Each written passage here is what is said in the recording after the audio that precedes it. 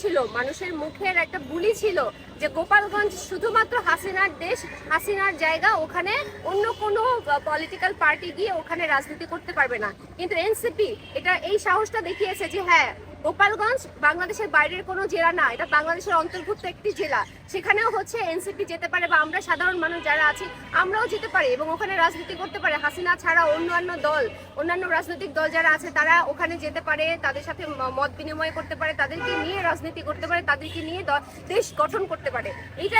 এটার একটা বিরাট প্রমাণ রেখেছে, এটা বড় একটা সাহসিকতার প্রমাণ দিয়েছে এনসিপি। নারীরা যে তাদের প্রাপ্য সম্মান পাচ্ছে না, জুলাই গণঅভ্যুত্থানে নারীদের আমরা যে ভূমিকা দেখেছি বা আপনারা দেখেছেন, আপনারাই তো কভার করেছেন, এই আপনারা না থাকলে তো আমরা উঠে আসতাম না, আমাদেরকে কেউ চিনতো না। এই গণমাধ্যম যে হারে নারীদের ভূমিকা অংশগ্রহণ দেখেছেন, আমাদের একটা কণ্ঠে আমরা আমাদের আঁচল দিয়ে ভাইদেরকে রক্ষা করেছি। আমার ভাইদেরকে আমরা ধরতে দেই নাই, পুলিশকে ধরতে দেই নাই, গুলি চালাতে দেই নাই, আমরা সামনে দাঁড়িয়েছি, আমাদেরকে ঢাল হিসাবে ব্যবহার করা হয়েছে। সেই আমরা ঢাল হয়ে নারীরা আজকে গণঅভ্যুত্থানের নারীরা কোথায়? এই জুলাইতে 1 বছর হলো আমরা এই জুলাই দাঁড়াইছি, এই 18 তারিখে এখানেই ছিলাম আমরা। আজকে সেই নারীরা কোথায়? আমার সাথে তো অসংখ্য নারীরা ছিল। আজকে আমি নীলা ইসরাফিল একা কেন দাঁড়িয়ে থাকবো? আমার সাথে আমার সহযোগী, আমার সহযোদ্ধারা কোথায়? তারা হারিয়ে গেল কেন?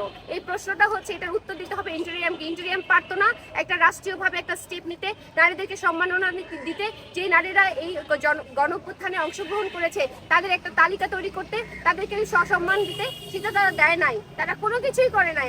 আসলে 24-এর পরে 25-এ এসে আমাদের আসিয়ার ঘটনা, তারপর হচ্ছে আমাদের জুলাই গণঅভ্যুত্থানে একজন শহীদ হয়েছে বাবা, তার সন্তান গণধর্ষণের শিকার হওয়া, তার বাবার কবর জিয়ারত করার সময় তাকে গণধর্ষণের শিকার হতে হয়েছে।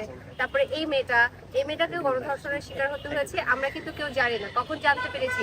যখন এই মেয়েটা নিজেকে সার্ভাইভ করতে পারতেছে না, বিষ পান করতে গিয়েছে, তখন একে একে করে সামনে এসেছে মেয়েটার সাথে আসলে কি ঘটনা ঘটেছিল।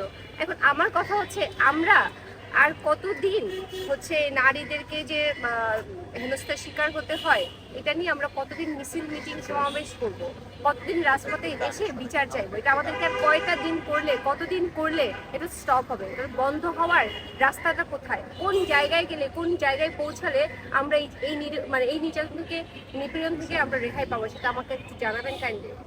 আপু, যে কথাটি বলতেছিলেন, আপনিও কিন্তু এই রকম সিচুয়েশনের একজন ভুক্তভোগী নারী। আসলে আইন কতটুকু আপনাদের পাশে আছে? আইন তো মোটেও পাশে নাই। আইনের কোনো রকমের কোনো কাজ নাই। আইনের যে বিধান, সেই আইনের বিধানকে কেউ ফলো করছে না। আইন তাদের মতো, নিজেদের মতো যে সক্রিয় ভূমিকা পালন করার কথা, তাদের যে দায়িত্ব পালন করার কথা, সেই দায়িত্ব পালনে তারা ব্যর্থ হচ্ছে, বরাবরই ব্যর্থ হচ্ছে। যে ধরনের আইনি সহযোগিতা অ্যাজ এ ওম্যান বা একজন সাধারণ বাংলাদেশি নাগরিক হিসাবে একটা নারীর পাওয়া উচিত এই দেশে, সেটা আমরা পাচ্ছি না। প্রত্যেকটা নারী এখন নিরাপত্তাহীনতায় ভুগছে। এই নিরাপত্তাহীনতার ভোগার যে কারণ, সেই কারণটা হচ্ছে এখনকার ইন্টেরিয়াম গভর্নমেন্ট। মানে আমি তাদেরকে দোষারোপ করবো যারা হচ্ছে এখন সিটে আছে। এটা স্বাভাবিক, সরকার যখন সিটে থাকে, যেই সরকারই থাকে, সেই সরকারের উপরে গিয়ে বর্তায়। তাদের দেশে যখন বিশৃঙ্খলা, নিরাপত্তাহীনতা যা কিছু ঘটুক, এই সমস্ত কিছু দায়ভার গিয়ে বর্তায় হচ্ছে যে সরকারে আছে, এখন যে সরকারে আছে, ডক্টর ইউনূস সরকারে আছে। ডক্টর ইউনূসের ঘাড়ে গিয়ে এটা বর্তাবে যাতে, যে এটা তার ব্যর্থতা, সে আমাদের দেশের নারীদেরকে নিরাপত্তা দিতে পারছে না। এই দায় কি আসলে দেশের মানুষ তো ভাবছে যে আপনারাই সরকারে, ইউনূস মানেই আপনারা এনসিপি। দেখেন, মানুষ কি ভাবছে না সেটা নিয়ে আমি একেবারে ওয়ারিড না, আমি এটা নিয়ে ভাবি না।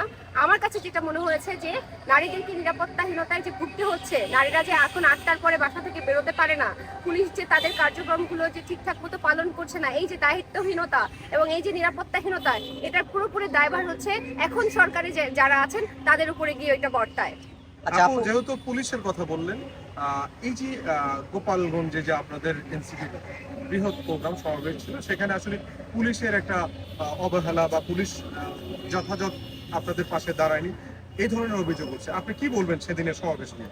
আপনি দেখেন যে আমরা একটা মানে আচ্ছা আপু, এই আপনি জুলাইয়ের একজন ফ্রন্টলাইনের যোদ্ধা, তো একটা রাজনৈতিক দলের সাথে যুক্ত হয়েছেন। তো জুলাই আসলে নারীরা সবার সামনে ছিল, বলা হয় যে নারীরা না থাকলে জুলাই মানে সফল হতো না। হ্যাঁ, কিন্তু এই জুলাই যে নারীদের প্রতি হেনস্থা বা নারী ধর্ষণ থেকে শুরু করে বা নারীরা বুলিং এর শিকার সব জায়গায় এর ভিতরে মানে আপনি নিজেও আসলে এটার ভুক্তভোগী আসলে। তো এই আপনার এই নিজের অভিজ্ঞতার বিষয়টাই যদি ধরি আসলে, তো এই বিষয়টা নিয়ে মিডিয়ায় নানান রকম কথা হচ্ছে, আপনি আপনার জায়গা থেকে এটাকে কিভাবে ব্যাখ্যা করবেন? আমি সর্বোপরি বলবো যে এই যে